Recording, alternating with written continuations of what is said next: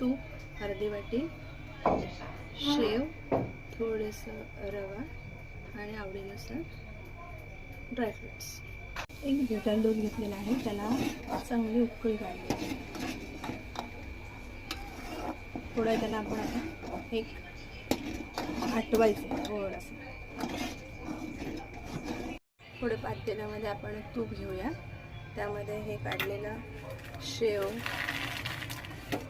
रवा हा 1 मिनिटापुरतं भाजून घेऊ.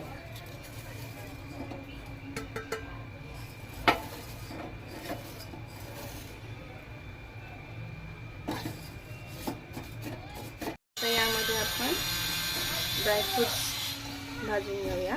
त्याचबरोबर आपलं त्याबरोबर दूध सुद्धा इथे उकळलं. थोडं पाणी टाकून शिजवून घेऊ.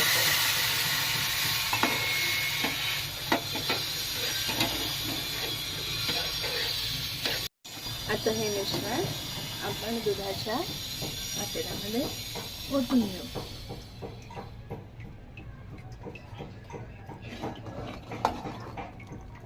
साखर घेतलेली आहे. 1 लिटर दुधासाठी 1.5 वाटी साखर. आता आपली ही खीर बासुंदीसारखी लच्छेदार होण्यासाठी इथे एक ट्रिक वापरली आहे. तर ह्याच्यामध्ये एक भांडं घेतलं आहे, त्यामध्ये 2 चमचे साखर घातली आहे. ती कॅरमलाइज करून घ्यायची. आता आपले कॅरमलाइज होते.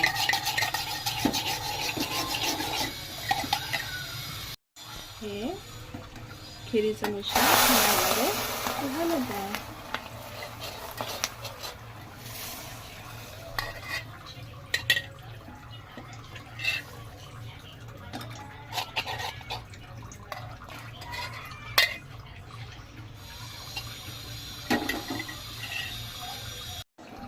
कॅरमलाइज केल्यामुळे आपल्या खिरीला छान असा कलर आलेला आहे, बासुंदीसारखा.